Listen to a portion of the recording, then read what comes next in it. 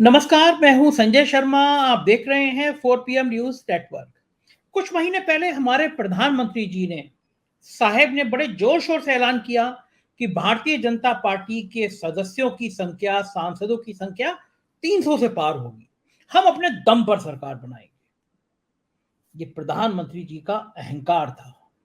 उनको लग रहा था कि सत्ता की ताकत उनके पास इतनी है, लोग उनको भगवान विष्णु का अवतार बता रहे हैं, लिहाजा कोई समस्या ही नहीं है, भारतीय जनता पार्टी की सरकार बन जाएगी। मगर कर्नाटक के नतीजों ने साहब का तापमान बिगाड़ दिया। कर्नाटक के नतीजों ने बता दिया कि ये इतना आसान नहीं है और अब तो रास्ते में इंडिया खड़ा है। विपक्ष का मजबूत मोर्चा खड़ा है।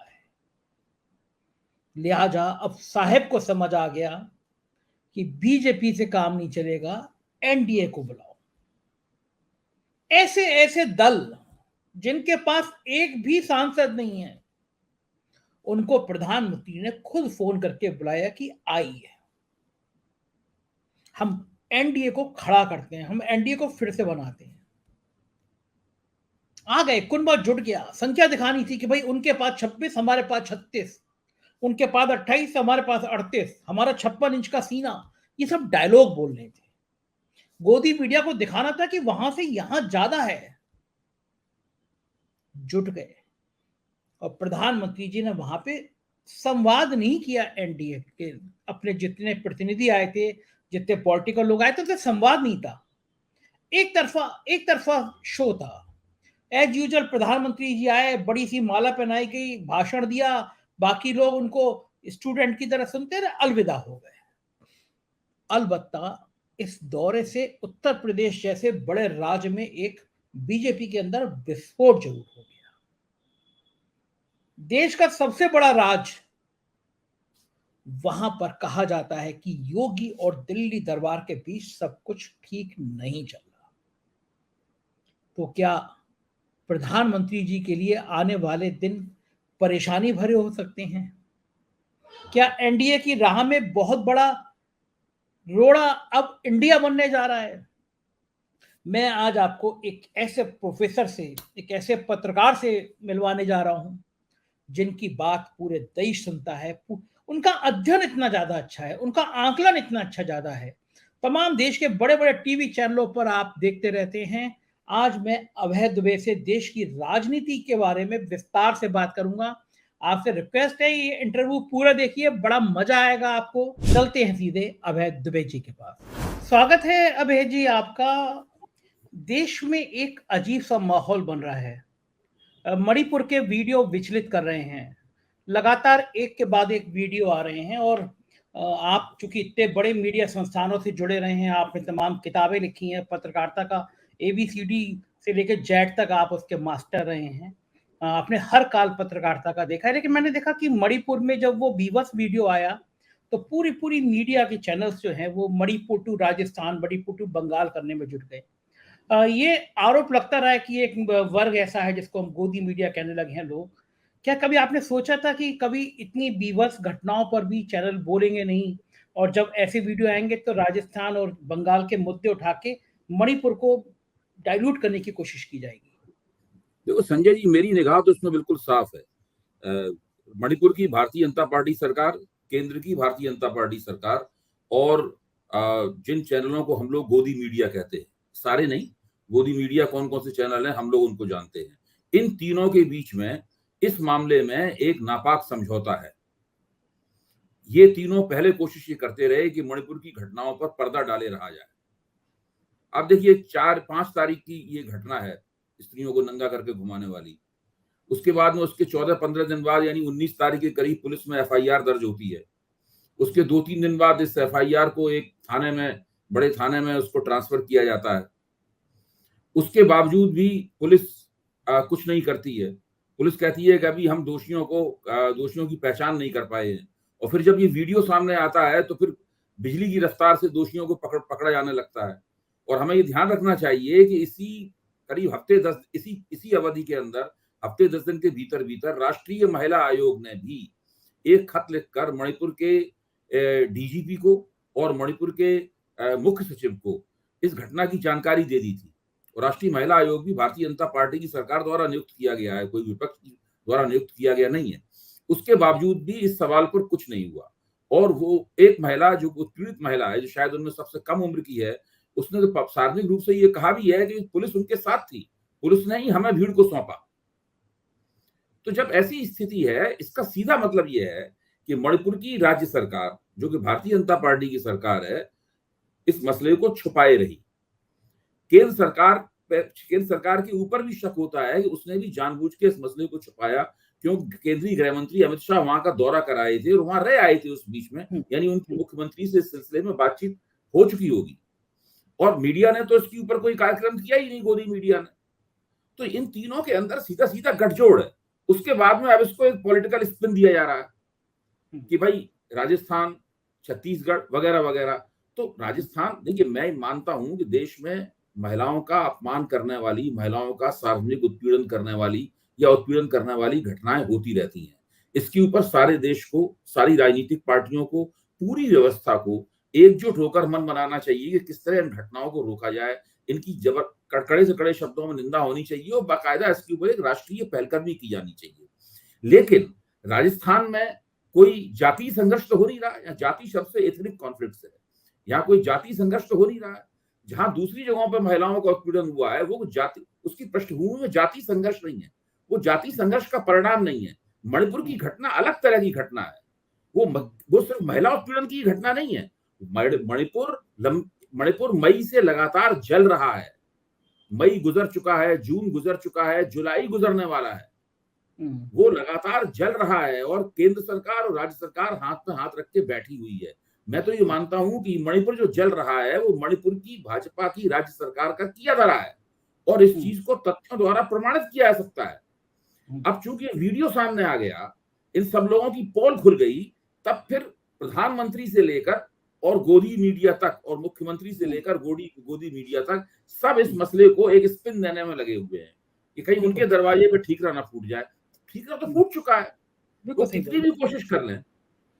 आप हिंदुस्तान की जनता को और टीवी देखने वालों को या मीडिया के जो उपभोक्ता हैं, उनको आप इतना बेवकूफ मत मानिए। सही बात है। तो राजस्थान और छत्तीसगढ़ में किसी महिला के साथ बदसलूकी हो जाएगी अगर, तो वो उसको मणिपुर की घटना के समकक्ष मान लेगा। इतना उल्लू मत मानिए, इनको पॉलिटिकल स्पिन देने दीजिए। इनको जो राजनीतिक नुकसान होना था हो चुका है। देखिए मैं मानता रहा हूं कि जब से मोदी जी भाजपा के सर्वे सर्वा हुए हैं, उत्तर पूर्व में भाजपा ने एक असाधारण रूप से अपना विस्तार किया है, जिसकी कभी किसी को उम्मीद नहीं थी।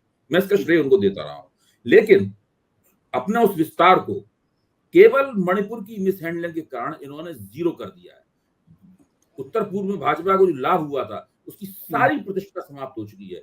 चुनाव जीतने हारने से प्रतिष्ठा नहीं बनती।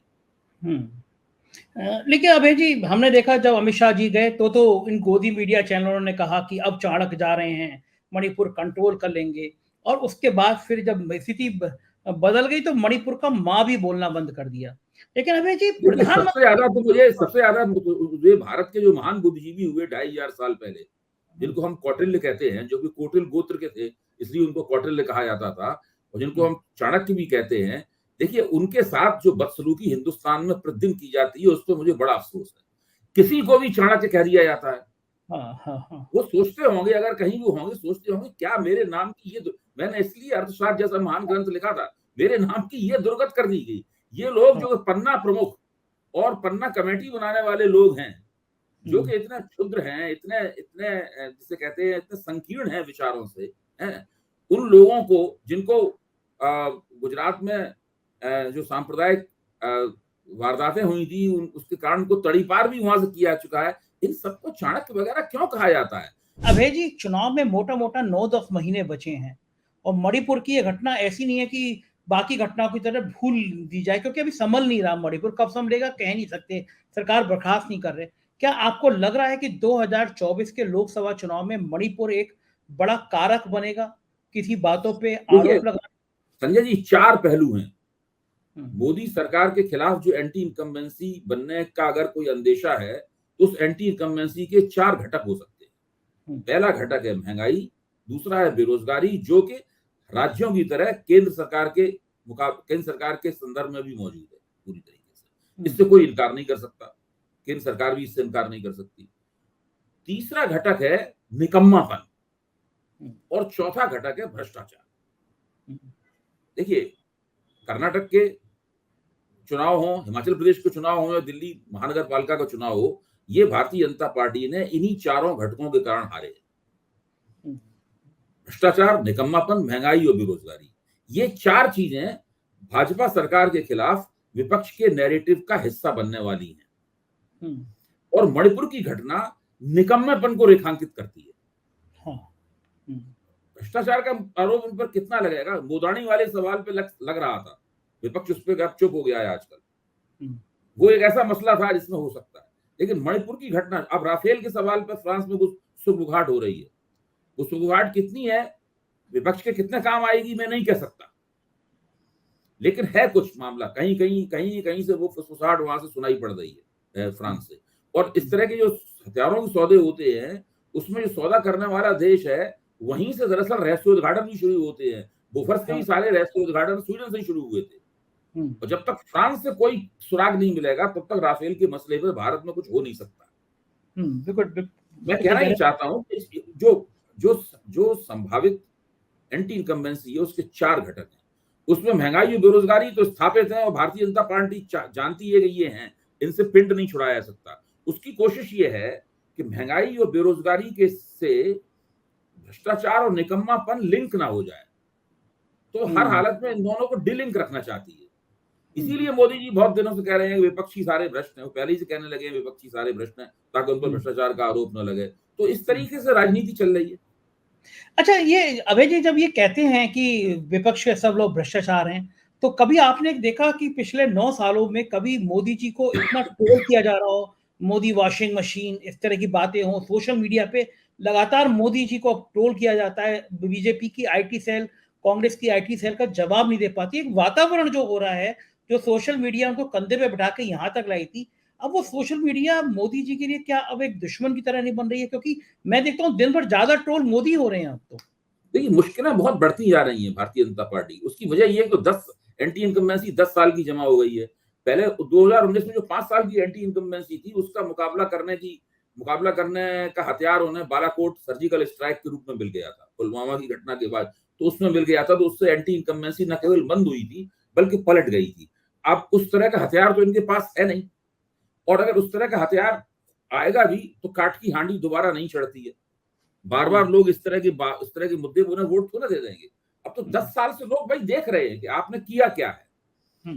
मैं ये नहीं कह रहा हूं कि मोदी जी बहुत कमजोर हो गए, मैं ये भी नहीं कह रहा हूं कि मोदी जी अगला चुनाव हार जाएंगे। मैं ये मानता हूं कि आज की तारीख में भी अगर आप आकलन करें तो मोदी और भाजपा ही विपक्ष से आगे नजर आएगी। अभी नीरजा चौधरी न्यूज 24 पे कह रही थी कि अगर कल चुनाव हो तो फिर भाजपा को बहुमत मिल जाएगा, फिर से सत्ता में भाजपा आएगी। लेकिन इस बात की कोई गारंटी नहीं है कि अगले 10 महीने तक यही स्थिति बनी रहेगी, क्योंकि परिस्थितियां, घटनाक्रम तेजी से बदल रहा है, नई नई चीजें सामने आ रही हैं। अब विपक्ष का बंगलौर में एक जमावड़ा बन गया, जिसने इस तरह का नाम भी रखा तो उस नाम का संक्षिप्त रूप से वो इंडिया बन निकल के आता है। तो वो दरअसल देखा जाए तो वो मोदी के नैरेटिव के खिलाफ एक नया नैरेटिव बनाने की कोशिश की नुमाइंदगी कर रहा है। और अभी विनोद अग्निहोत्री ने एक बड़ा अच्छा नाम दिया। मैं सवेरे सोच रहा था कि नैरेटिव के लिए हिंदी में क्या नाम होना चाहिए, तो उन्होंने एक नाम दिया है माहौलबंदी। माहौलबंदी, हाँ, माहौलबंदी अच्छा नाम है, हम लोगों को इस्तेमाल करना चाहिए बजाय इसके कि हम लोग अंग्रेजी का नाम इस्तेमाल करें। तो वो माहौलबंदी नाम उन्होंने दिया है कि इस तरह का माहौल बनाने की कोशिश जैसा मोदी ने बना रखा है देश में, या भाजपा ने, राष्ट्रीय स्वयंसेवक संघ ने बना रखा है, विपक्ष भी उसके मुकाबले एक समांतर माहौल बनाना चाहता है। अभी तक ऐसी कोशिश पहले कभी नहीं हुई। हाँ, ये पहली बार हो रही है, उसके लिए बेचैनियां होना स्वाभाविक है। लेकिन ये जो अभय जी, मोदी जी ने पहले कहा था कि बीजेपी की अपनी सरकार बनेगी, 9 साल बाद उनको एनडीए की याद आया कि एनडीए को बुलाओ और वो भी सबको इकट्ठा करो। तो ये कहीं ना कहीं मोदी जी को भी डर लगना शुरू हुआ है कि अब मामला फंस रहा है, अब अकेली बीजेपी की सरकार नहीं बन पाएगी। आप जो बात कह रहे हैं वो तो बिल्कुल सही है। मोदी जी ने संसद में कहा था कि एक अकेला और बाकी सब। उसके बाद में अब वो ऐसे ऐसे दलों को राष्ट्रीय जनतांत्रिक गठजोड़ में शामिल कर रहे हैं जिनके पास कुछ नहीं है, जिनका किसी एक लोकसभा सीट पे भी प्रभाव नहीं है जिसका, ऐसे दलों को कर रहे हैं। आपको याद होगा जो चिराग पासवान है, जब उनके पिताजी के देहांत के बाद में और जब उनकी पार्टी में फूट पड़ गई, जब पशुपति पारस अलग हो गए और भारतीय जनता पार्टी ने पशुपति पारस का साथ दिया और चिराग पासवान को धता बता दी और फिर नौबत ये आ गई कि जिस बंगले में रामविलास जी रहते थे वो बंगला भी उनसे छीने जाने की नौबत आ गई। तब चिराग पासवान ने हम पत्रकारों को उस बंगले में बुलाया, मैं भी उसमें गया था। हम सब लोगों को उनकी माँ ने बड़ा अच्छा खाना बना के खिलाया और हम लोगों से यही राय पूछ रहे थे कि उनका अब आगे का रास्ता क्या होना चाहिए। तब उनके आगे के रास्ते में एनडीए में दोबारा जाना नहीं था, दूर दूर तक। वो तो सीधी बात कह रहे थे कि हमारे साथ बड़ा अन्याय हुआ है। आज ऐसे चिराग पासवान को मोदी जी ने इतने जबरदस्त तरीके से गले लगाया कि वो खुद भी हैरत में पड़ गए होंगे। हाँ, चिराग ने पैर भी छुए और फिर गले लगाया उन्होंने। वो ये स्थिति बन गई है। इसमें असल में है क्या कि कहीं ना कहीं भारतीय जनता पार्टी को लगने लगा है कि कहीं ऐसा ना हो जाए, विपक्ष एकजुट हो रहा है, पहली बार हो रहा है उनके खिलाफ एकजुट, और चुनाव से पहले का मोर्चा कांग्रेस भी पहली बार बना रही है। यूपीए भी चुनाव बाद का मोर्चा था।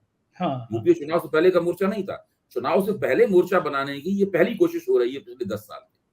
कांग्रेस भी पहली बार इस तरह की कोशिश कर रही है। तो ऐसी स्थिति में भाजपा को लग रहा है कि ऐसा ना हो कि अकेली दम पर चुनाव लड़ा और 272 से कम सीटें रह गई, तो वो किसी किस्म का जोखिम नहीं उठाना चाहती।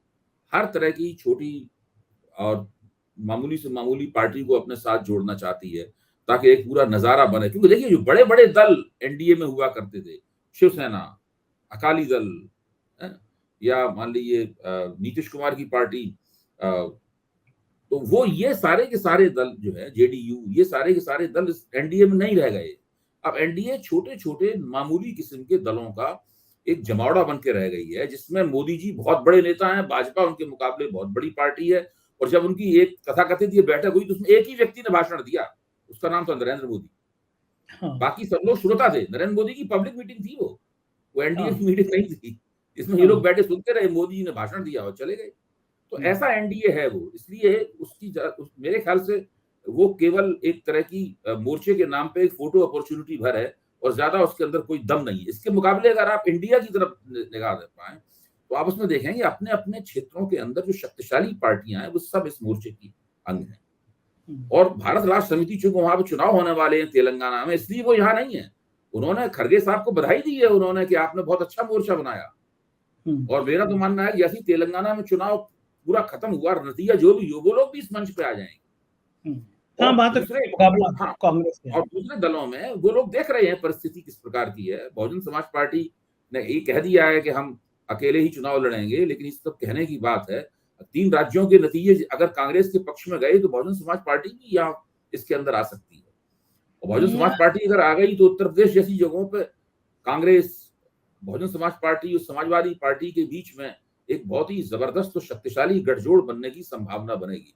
और ये गठजोड़ 2019 जैसा नहीं होगा।